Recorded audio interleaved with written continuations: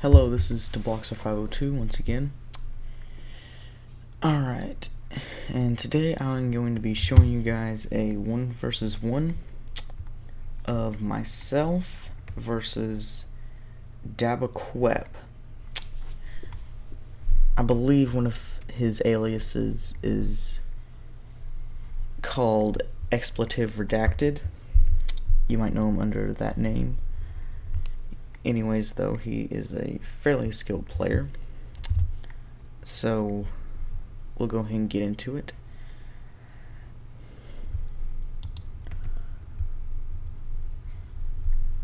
Alright, me over here putting down light vehicles, getting a metal extractor constructed.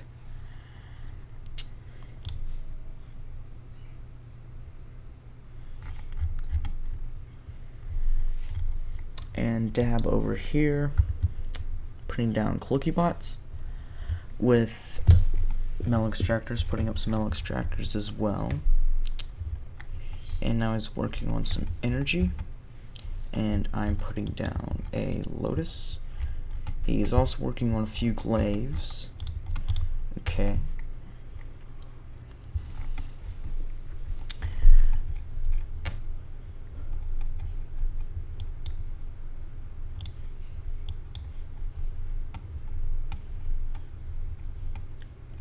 Okay, now, alright,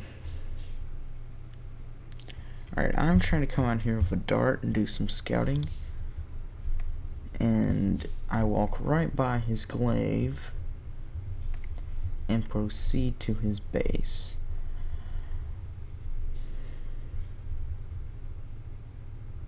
The dart then gets destroyed by the Lotus, and then this glaive comes along here, and he basically just gets on my nerves, and so does this one over here.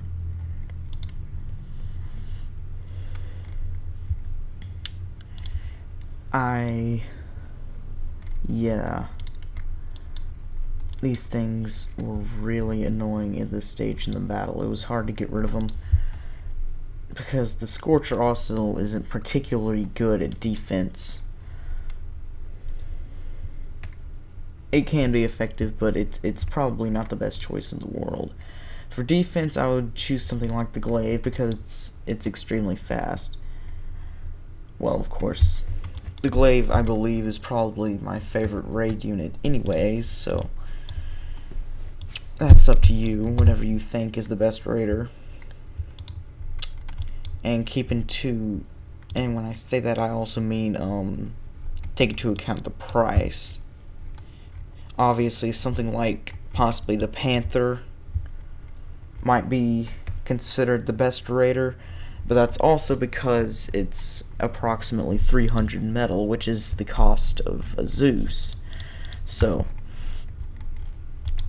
yeah, the best raider for the price. Now, the Glaive can be extremely effective if you don't just send it headlong into a battle thinking that it is going to survive.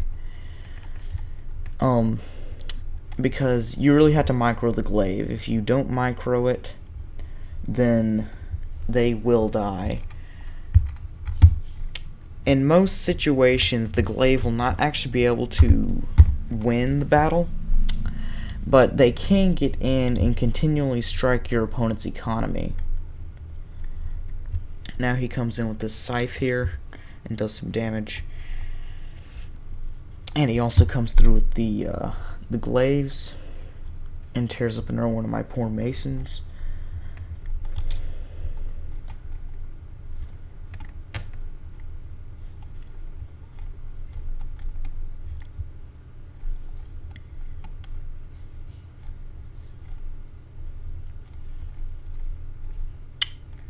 Though I didn't let him just have this area over here, I did get out another constructor bot, and I continued to take this area. Now his scythe is just going to sit here and laugh at me and basically provide a ton of valuable intel. Now, I do try to locate it, with these Scorchers. I kind of have them move around just a little bit, see if I can find something. And then this crazy Scythe that comes over here, though it backs off. Never noticed that before. And meanwhile, he's over here expanding. Looks like only putting down some defenders. That might be the mistake he made. That's definitely a mistake he made here. And he put down all the defenses, but he forgot to take the economy. See this right here? It's just kind of wide open, and he needs the metal. And he also made the mistake of building very heavy defense over here. I'm not sure exactly what happened here. Now, well, of course I know what happened here. These things got tore up. That really stunk. And poor slashers. I do manage to finally find that Scythe and kill it, so he doesn't know everything about me all the time. And I also glut metal because I didn't leave my factory on for the entire time. This battle, it was really a mistake filled game. Both of us made some pretty critical errors.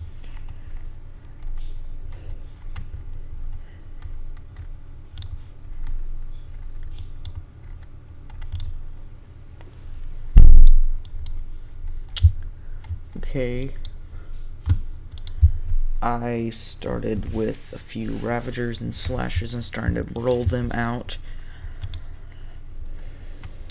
And his unit Q is a Rector, a Zeus, and a Warrior. That's interesting. Cool. What I am actually doing here with this strategy, I have a unit queue set up for 1 Ravager and 4 Slashers. The idea is that I have the Ravager go out in front and dish out some damage, while mainly I have the Slashers just stay behind and really dish it out, because the Slasher's the most effective when you can't get to it. Now, at this point, he was probably thinking that he might have had me. Okay, he finally takes this area over here. And the reason he didn't take it before, possibly, is because he actually couldn't spend the metal. I don't know. It seemed that he had a Rector over here on his factory, and he still does. It's helping with that. However, Slasher just firing away over here. And then we have some reinforcement moving in. And both of our expansion is about equal. He has his main mexes over here, and I have mine over here. Well, no. He has his over here, and his over here, and then I have mine over here, and over here. And then this one is also fairly important, and this one. Now, he was unable to grab these mexes. Like, basically, I had him on the back line while I kind of took an L shape. Though he did take these, but all they provide is 0.7, so they don't really matter. It's like you get all 4 of these, and you possibly might get, well, if you do the math, you're gonna get, looks like 2.8. So, yeah, that's not bad, but considering each one of these gives 2.5, yeah, they're not very important.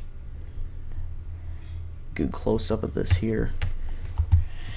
I believe to him, my Slashers may have came out of nowhere. Like all these Slashers here, I believe what he expected to do is just simply push through with these Zeuses and crush me.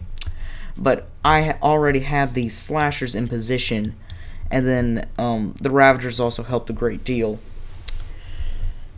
The best thing about the Slasher is that it's hard to get away from, because you see these Warriors, they were trying to retreat. Yeah, and they did take quite a bit of damage.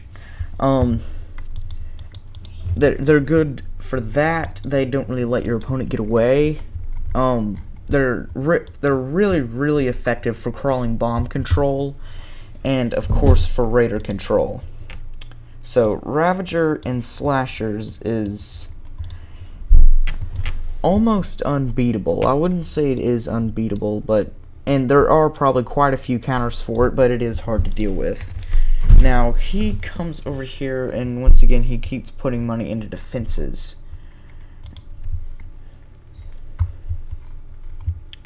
I don't understand why he keeps doing this. Dab likes to build a lot of defenses. He's a heavy defensive player.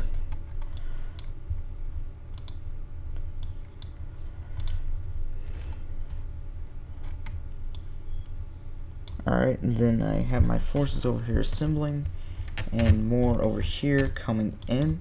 And I got out a Mason to help extract some of this wreckage field, because he did leave quite a bit of metal over here. Alright, now, he has his Stinger online. Alright, so I wait for these guys to get into position here, yeah. Alright, and then we move in.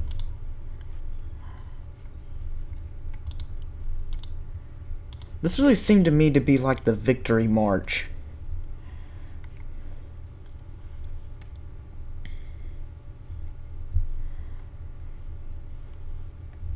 Let's kind of tear through all of his defenses here. Really, the Ravagers took the brunt of the attack, while the Slashers did all the damage. As you can see, that strategy going to effect again there.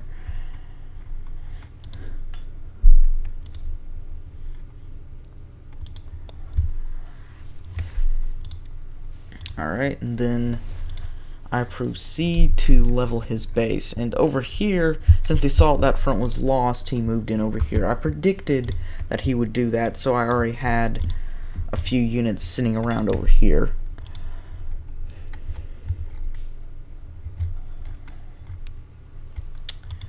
Now, typically Dab is an extremely effective player. He's good. I believe he's ranked 6 in the top 10, but I think I kind of caught him off guard. I'm not sure. At the beginning, he raided me a lot, and I didn't have all that many units, so he probably figured that I was already beaten. So I don't know, maybe he slacked up a little bit and built some defenses. I'm just not sure. This is a rare occurrence, very rare.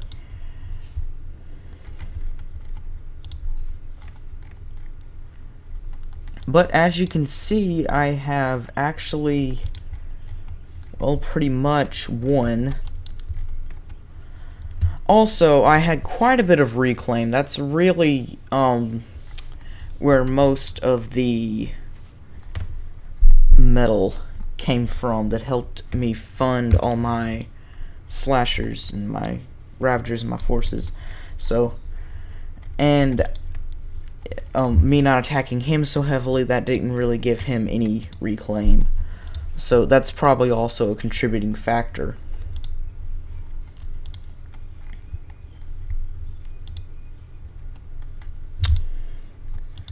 Yeah, he does try to do some damage, but I see it and I tell my Slashers to attack before it gets too late. And then over here, I just got rid of his commander, and then, oh man, Slashers keep on going.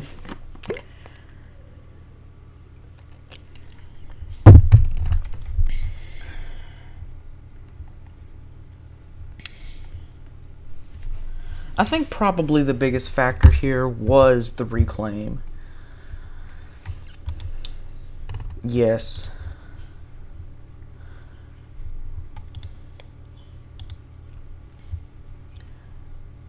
Alright, well, that's a game. I hope you guys enjoyed this. This is going to be, I believe, episode 3 of my 0K series. So make sure to leave some comments if you you know, where you want me to position my camera and all that, as I've said before. So until next time, guys, happy gaming.